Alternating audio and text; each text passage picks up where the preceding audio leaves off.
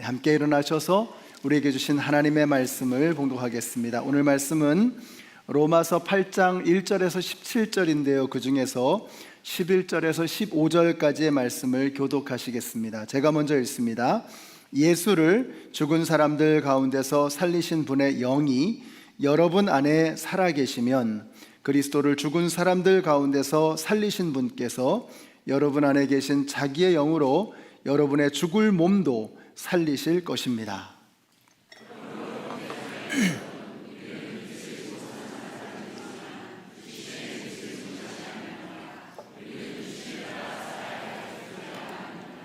여러분이 육신을 따라 살면 죽을 것입니다. 그러나 여러분이 성령으로 몸의 행실을 죽이면 살 것입니다.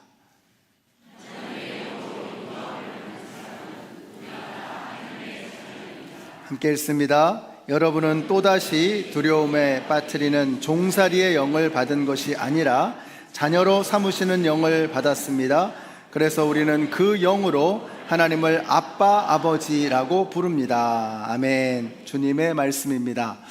우리 교회는 네팔 선교의 진심인 것 같습니다. 2021년 제가 오기 직전에 네팔 단기 선교를 온라인으로 하는 거 보면서 우리 교회는 정말 네팔을 사랑하는구나. 그래서 우리가 그렇게 네팔을 사랑한다면 인사 정도는 배워야 되겠죠. 한번 옆에 계신 분들에게 축복하시는데 제이마씨 하면서 이렇게 인사하겠습니다. 제이마씨, 제이마씨, 제이마씨. 예수님이 승리하셨습니다. 여러분 네팔에 가실 준비가 되신 것 같습니다. 훈련이 잘 되고 계시는 것 같습니다. 자, 볼펜을 이렇게 제가 들고 있으면 공중에 떠 있지만 손을 놓는 순간 땅으로 떨어집니다. 지구상의 모든 물체는 다 중력의 법칙에 지배를 받습니다. 영적인 세계에서도 모든 사람에게 적용되어지는 법이 있으니 그것이 바로 죄와 사망의 법입니다. 사도 바울이 절규합니다. 오호라, 나는 곤고한 사람이로다. 이 사망의 몸에서 누가 나를 건져내랴. 자, 그리고 난 바로 다음 절에서 바울은 또 이렇게 노래합니다. 같이 읽습니다. 시작. 우리 주 예수 그리스도를 통하여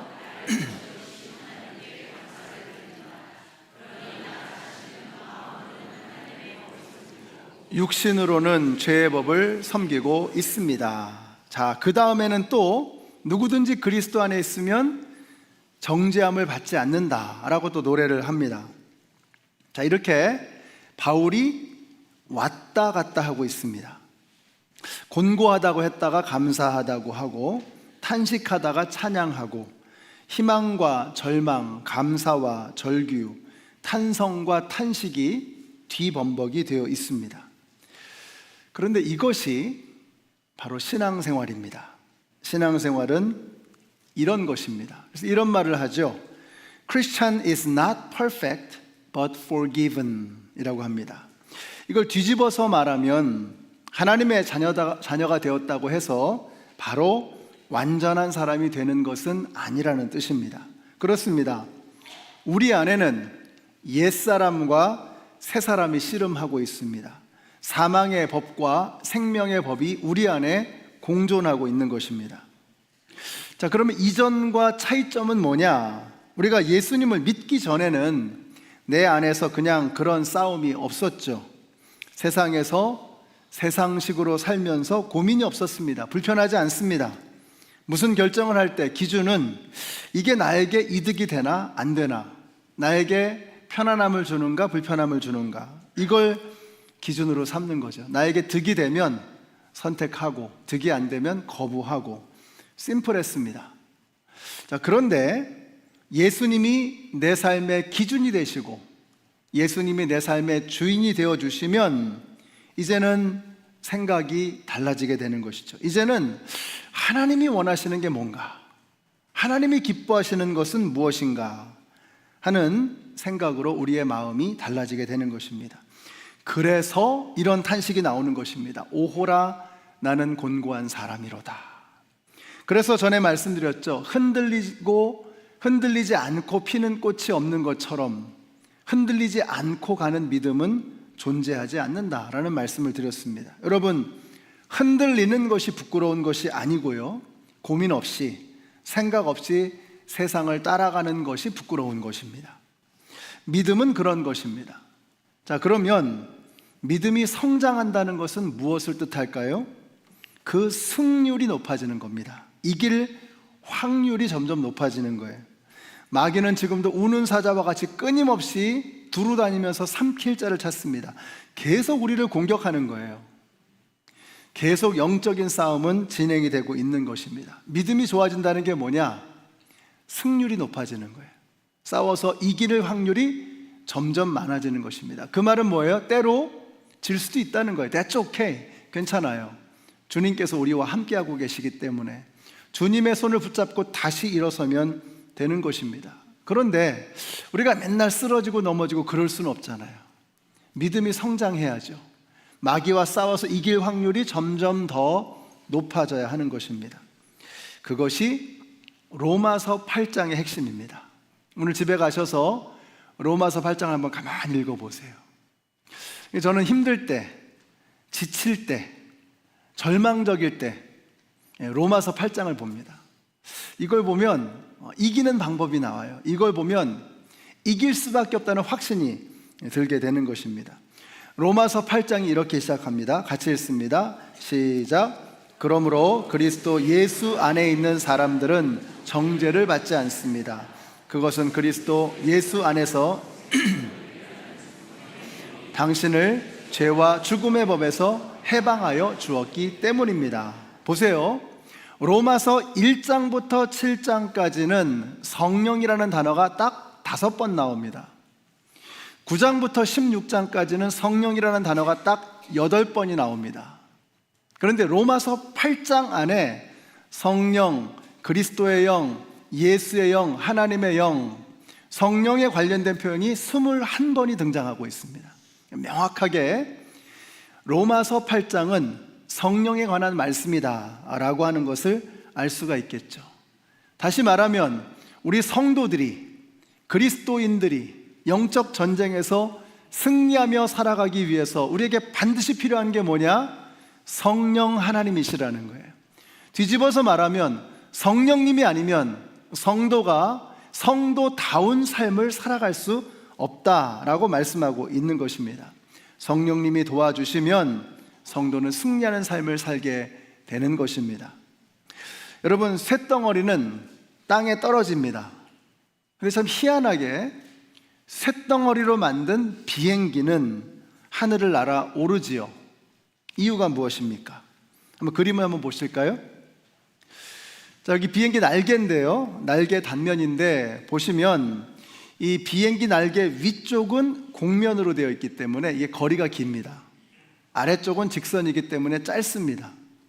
똑같은 시간 안에 먼 거리를 가야 하기 때문에 위쪽은 속도가 빠르고요, 아래쪽은 속도가 느려요, 상대적으로. 그래서 압력이, 위쪽은 압력이 낮아지게 되고 아래쪽은 압력이 높아진다는 거예요. 압력은 높은 곳에서 낮은 곳으로 가죠. 그래서 날개를 들어 올리는 겁니다. 이게 비행기가 날아오르는 양력의 원리라고 합니다. 이게 엔지니어들 앞에서 문과생이 설명을 하려니까 좀 마치 번데기 앞에서 주름 잡는 것 같은데, 하여튼 저도 열심히 공부를 했습니다. 그렇다고 합니다. 근데 마찬가지로 우리도 땅으로 꺼져가는, 땅으로 떨어지는, 자꾸 끌어내리는 악한 마귀의 권세가 있어요. 죽음의 권세가 있어요. 죽음의 법칙이 있습니다. 그 죽음의 법칙을 뚫고 날아오를 수 있는 방법이 뭐냐? 성령님이 함께 하시는 거예요. 생명의 성령의 법이 우리와 함께 하게 될 때 우리는 더 이상 땅으로 추락하는 것이 아니라 하늘을 날아오를 수 있게 되는 것입니다.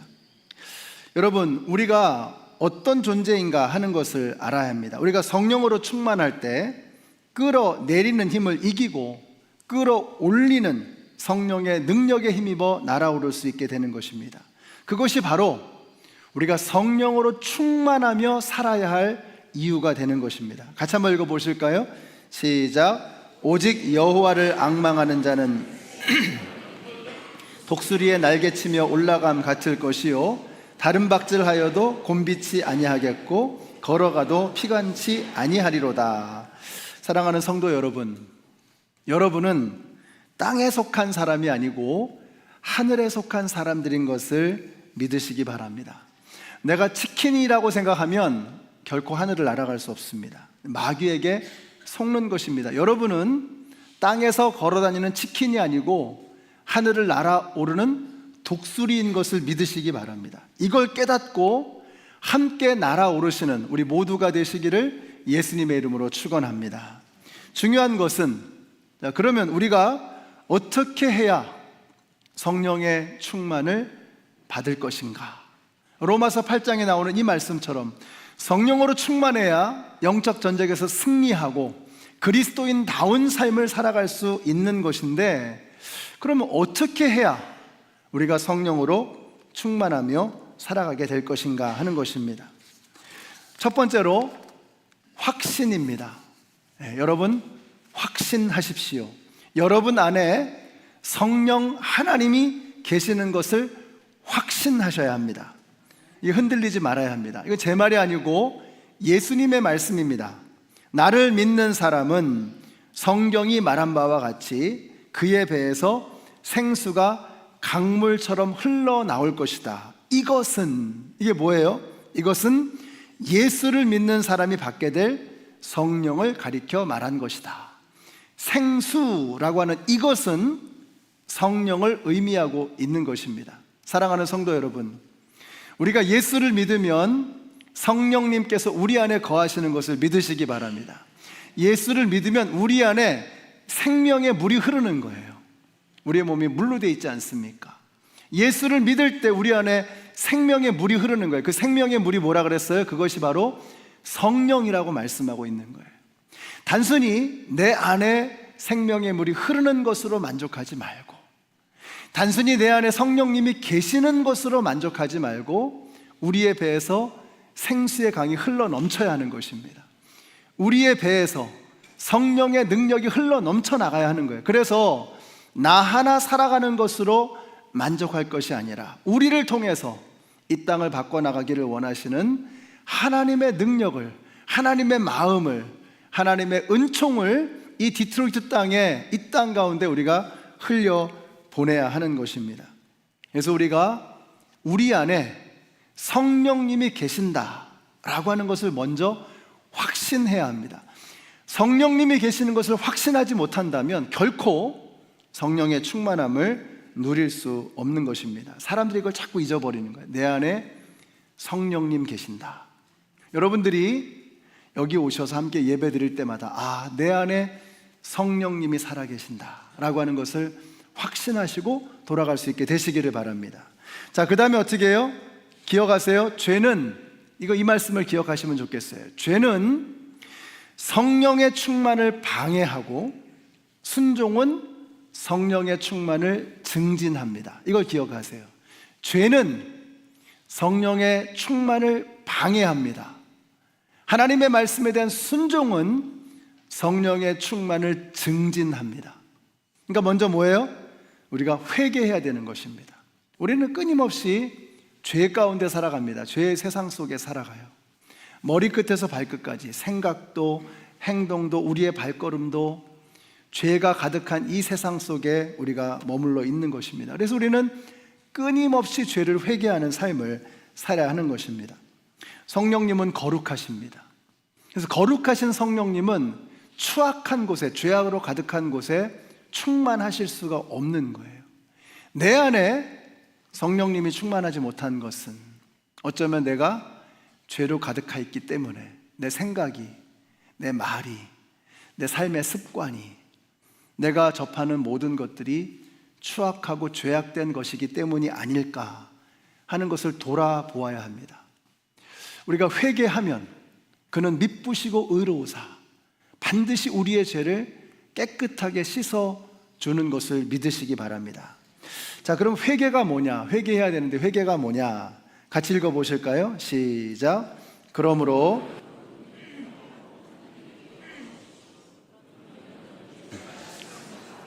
주님 앞에서 새로워지는 때가 올 것입니다. 자, 회개하고 돌아오라고 했습니다. 여러분, 회개는 회한의 감정이 아닙니다.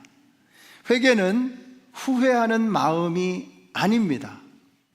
회개는 슬픈 그냥 느낌이 아니에요. 회개는 돌아오는 것입니다. 회개가 메타노이아거든요. 메타노이아라고 하는 것은 전적인 전환, 완전히 방향을 틀어서 돌아가는 것입니다. 이게 회개라는 거예요. 그래서 오늘 말씀하죠. 회개하고 하나님께로 돌아오십시오 라고 말씀합니다. 하나님에게로 돌아가는 것이 회개인 것입니다. 오늘 저와 여러분이 이 자리를 떠나기 전에 회개하고 하나님에게 돌아가는 저와 여러분이 되시기를 축복합니다. 우리가 회개하고 돌이키면 하나님께서는 미쁘시고 의로우셔서 신실하셔서 우리의 죄를 깨끗하게 씻어주실 것이고 우리를 새롭게 변화시켜 주실 것을 믿으시기 바랍니다. 자, 죄는 성령 충만을 방해하고, 순종은 뭐라고요? 성령 충만을 증진한다. 아멘. 자, 그래서 마지막으로 순종입니다. 순종이 중요합니다. 여러분, 순종의 조건은 하나입니다. 가만히 생각해 보면 순종할 수 있는 근거, 순종할 수 있는 이유는 하나밖에 없어요. 그것은 신뢰입니다. 신뢰하지 않으면 순종할 수 없습니다. 어릴 때 보면 아이들은요, 아빠를 보면 겁도 없이 막 높은 데서 뛰어내립니다. 아빠 하면 막 받아줘. 이게 어린아이입니다. 어린아이들이 왜 그렇게 하죠? 아버지를 신뢰하는 것입니다. 아빠가 날 잡아줄 거야, 날 보호해 줄 거야, 아는 겁니다. 여러분, 우리가 하나님께 믿고 맡기지 못하는 이유가 무엇일까요? 왜 우리는 하나님 앞에 순종하지 못할까요? 문제는 신뢰입니다. 이것저것 다 말해봐도, 생각해봐도 문제는 신뢰하지 못하는 것, 그것이 문제인 것입니다. 사람이 마음으로 자기의 길을 계획할지라도 그의 걸음을 인도하시는 이는 여호와이시니라, 이렇게 말씀하셨어요. 여러분, 이게 믿어지면 순종하지요. 하나님 말씀대로 하면 망할 것 같아요. 하나님 말씀대로 하면 좀 뒤처질 것 같아요, 경쟁에서. 하나님 말씀대로 하면 내가 손해볼 것 같고 나에게 해로울 것 같은 이런 생각이 한켠에 있는 겁니다. 그러니까 하나님의 길을 따르지 못하는 거예요. 그런데 하나님께서 나의 길을 책임져 주실 것이다, 나를 가장 좋은 길로, 가장 완전한 길로 인도해 주실 것이다 라고 하는 신뢰가 있으면, 확신이 있으면 뛰어내릴 수 있지요.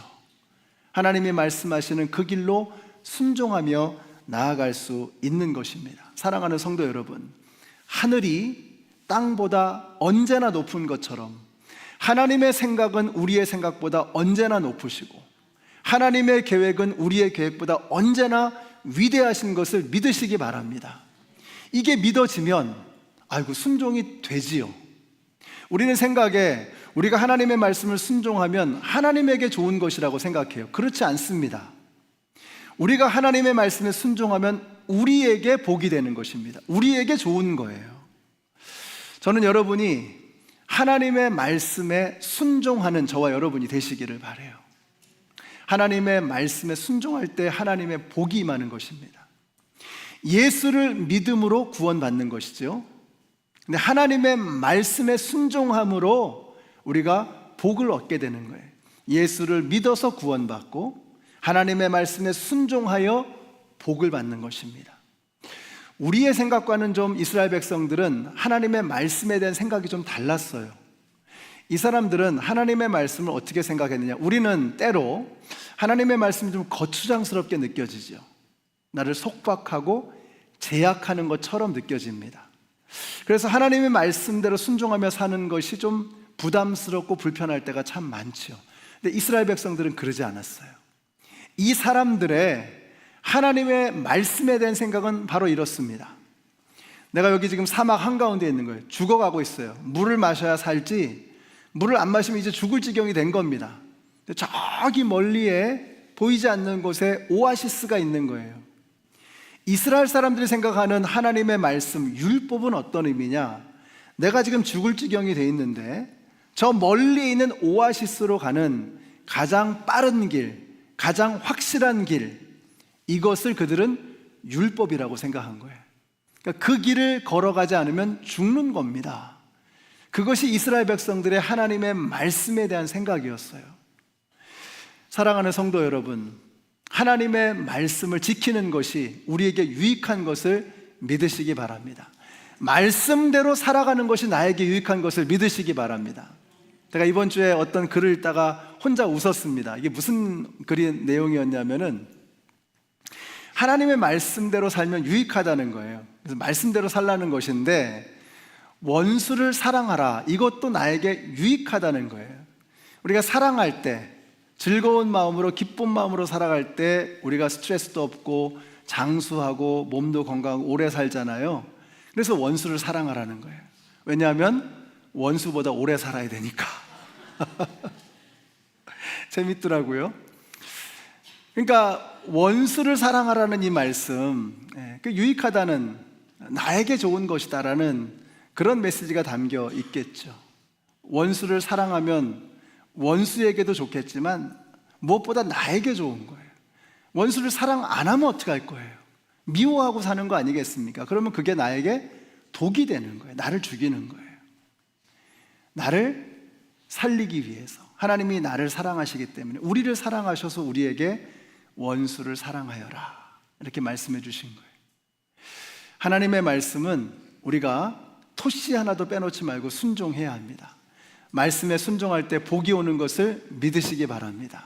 하나님 말씀에 순종하는 저와 여러분이 되시기를 축복합니다. 오늘 말씀 마치겠습니다.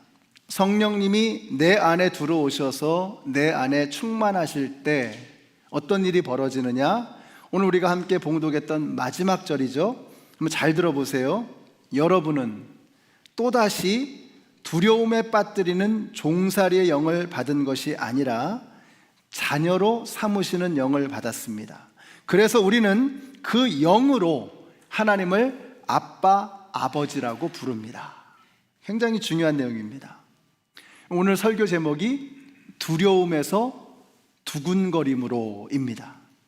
성령님은 우리가 두려움 가득한 종살이의 영으로 살아가는 것이 아니라 성령님께서는 우리를 하나님을 아빠, 아버지라고 부르게 하시는 분이십니다.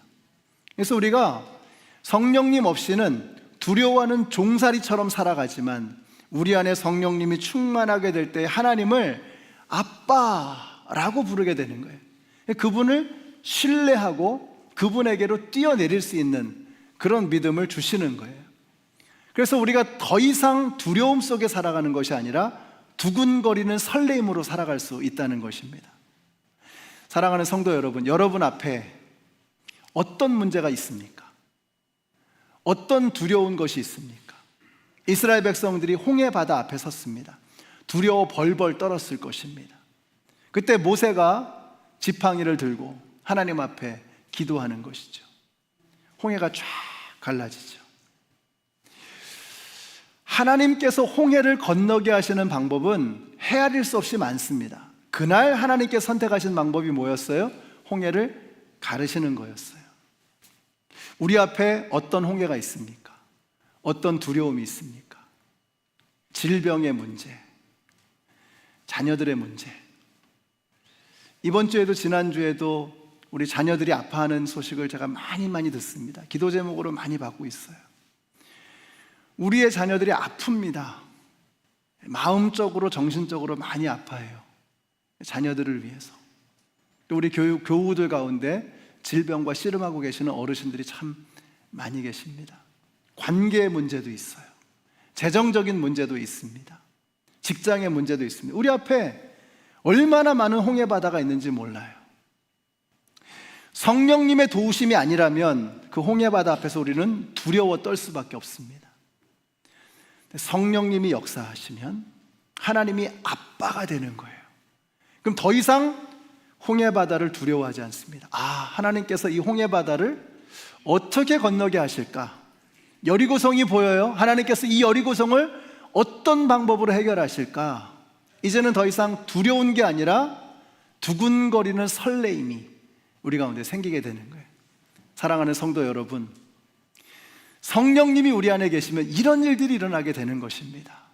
우리가 이 땅을 살아갈 때 더 이상 두려워 벌벌 떠는 것이 아니라 두근거리는 설레임으로, 하나님께서 이 문제를 어떻게 해결하실까? 그래서 어떻게 하나님의 살아계심을 보여주실까? 어떻게 하나님의 하나님 되심을 나타내실까? 두근거리는 설레임으로 하나님의 역사를 경험하시고 주님이 가르쳐 주시는 그 길로 걸어 나아가시는 우리 모두가 되시기를 예수님의 이름으로 축원합니다. 기도하겠습니다. 주님, 감사합니다. 오늘 저희들에게 성령의 충만함을 가르쳐 주심이 너무나도 감사합니다.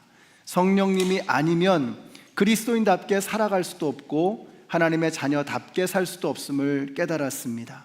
더 이상 세상이 두려워 벌벌 떠는 비겁하고 부끄러운 삶이 아니라 이제 우리의 아빠 아버지 되시는 하나님이 우리 안에 우리와 함께하고 계심을 믿고 어떠한 상황 속에서도 두려움이 아니라 두근거리는 설레임으로 반응하며 담대하게 나아가는 우리 모두가 되게 하여 주시옵소서.